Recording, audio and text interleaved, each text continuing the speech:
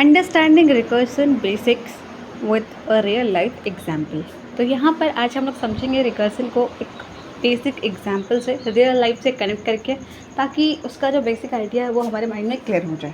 तो यहाँ पर रिकर्सन का मेन काम क्या होता है कि वो अपने आप को बार बार, एक फंक्शन बन गया है, वही फंक्शन अपने आप को खुद को बार बार कॉल लगाता है। अब यहाँ पर ये नहीं समझना कि कॉल लगाना जो हम फ़ोन पे बातें करते हैं वो वाला कॉल लगाना नहीं है।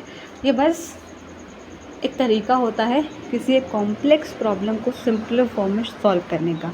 कि आपके पास एक बहुत बड़ी सी प्रॉब्लम थी एंड बार बार आपने उस पर ध्यान लगाया अपने माइंड में ही, और एट द एंड आपको चीज़ें थोड़ी सिंपल स्लो डाउन होते हुए फील हुई और आपने फाइनली उस प्रॉब्लम का सोल्यूशन फाइंड आउट कर लिया। तो ये हो गया एक नॉर्मल केस, इसी को ही रिकर्जन बोलते हैं। जैसे कि जब बहुत ज़्यादा ओवर थिंकिंग की स्टेट में हम पहुंच जाते हैं, यानी किसी एक रियलिटी की बात को एक बहुत ही कॉम्प्लेक्स तरीके से अपने माइंड के अंदर इंटरप्रेट करते हैं। कि मान लीजिए कुछ भी हुआ आपकी लाइफ में और आपने उसको बहुत कॉम्प्लेक्स वे में, बहुत ही डिफ़िकल्ट और हार्ड वे में अपने दिमाग में समझाया खुद को कि ऐसा नहीं होना चाहिए था, या ये गलत है, या ये इतना गलत है, मतलब बहुत ज़्यादा उस बात को आपने अपने माइंड में बहुत ज़्यादा बढ़ा लिया। क्या हुआ, बिल्कुल वो कॉम्प्लेक्स प्रॉब्लम बन गया।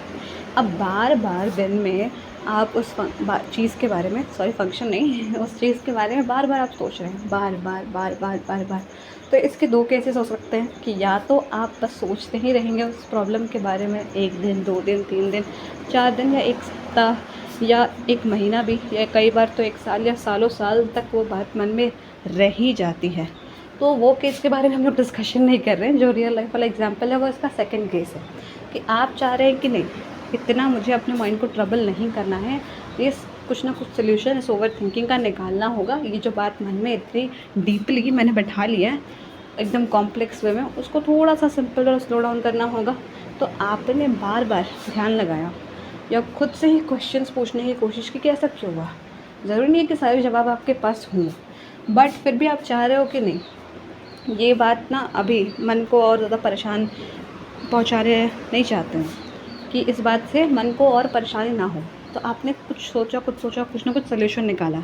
तो यहाँ पर क्या हुआ कि आपके पास जो प्रॉब्लम थी, आप उसके पास बार बार गए कि क्या प्रॉब्लम थी, उसका क्या सोल्यूशन है, यानी कि बार बार उस प्रॉब्लम के कॉल लगाया। ओके, फंक्शन यानी कि जो भी आपने अपनी थिंकिंग मैकेनिज़्म बिल्ड की उस प्रॉब्लम को सिंपल वे में लाने का अपने माइंड में। तो वही तो रिकर्शन भी करता है कि वह कॉम्प्लेक्स प्रॉब्लम को सिंपल फॉर्म में करके कन्वर्ट करके सॉल्व कर देता है और आपको आंसर दे देता है आसानी से। तो वैसे ही जब भी ओवर थिंकिंग हो तब भी तो हम यही करते हैं ना कि अपने आप को स्लो डाउन करके कॉम्प्लेक्स प्रॉब्लम को सिंपल में ला के सोल्यूशन फाइंड आउट कर लेते हैं।